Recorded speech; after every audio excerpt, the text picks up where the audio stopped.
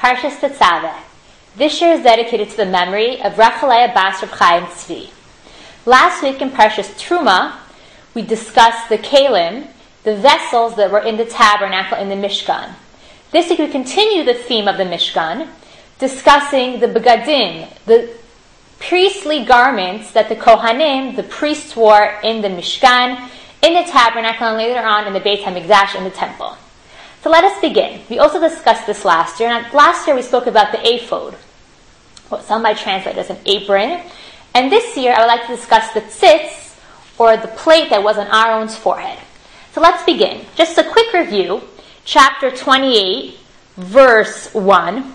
God says the following to Moshe. V'ata hakreva lacha et Aaron achicha, and you bring close to you Aaron your brother, ve'et banav ito, and his sons with him, mitoch b'nei Yisrael, from the midst of b'nei Yisrael, l'chahano li, to make him a priest for me, or to sanctify him for me.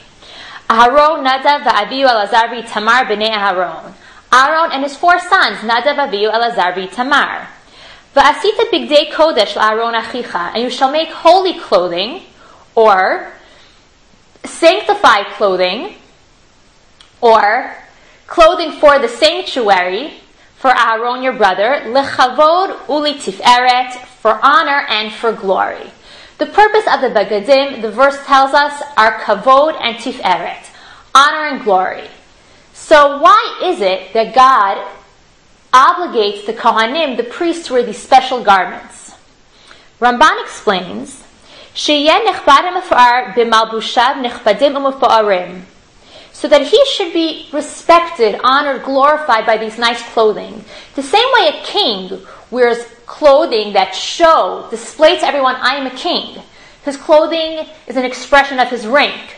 Similarly, the Kohanim, the priests, wore clothing as an expression of their rank as representative of God and of the Jewish people. Because they are the ones who do the avodah, they do the service in the temple, and in that way help connect between God and the Jewish people. And that's why they had kingly garments. Ramban says, the tzitz, the plate here on the forehead, is kind of like a crown. That's what it reminds us of. And that was the purpose of these garments.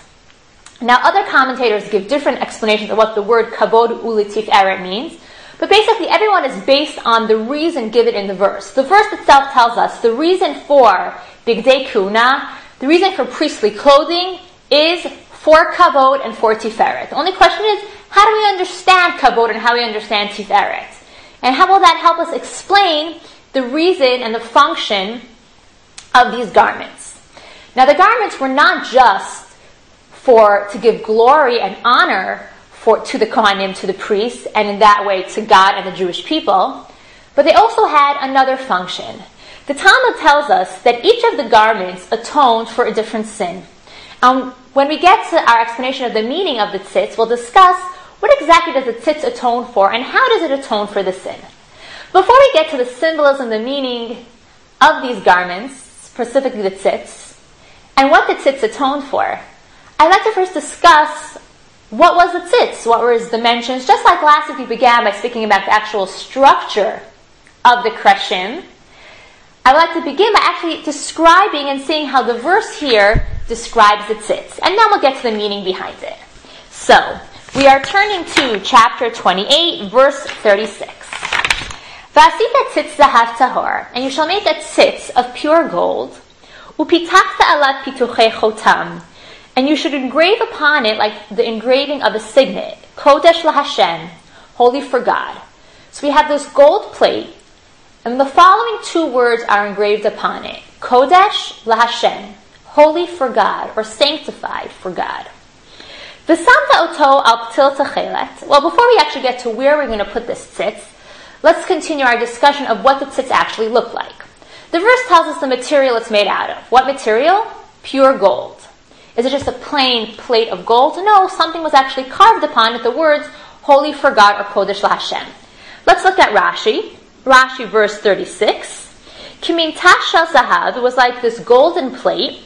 Hayarochav shtei etzbaot makif al hametzach me'ozen la'ozen. It had a thickness of 2 fingers. It was around this high, I guess man's fingers, maybe a little bit thicker. And it went from ear to ear. So we have this plate that was going from ear to ear on the Kohen Gadol's head. And upon this plate was written the words Kodesh LaHashem. Now, how exactly were the words written? I'm reading to here from Rav Hirsch.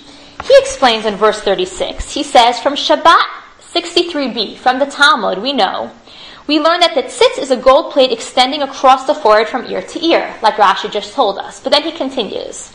It bears the inscription Kodesh LaHashem in 2 lines, with Hashem, the full name of God, on the upper line, and Kodesh on the lower line. So it's interesting.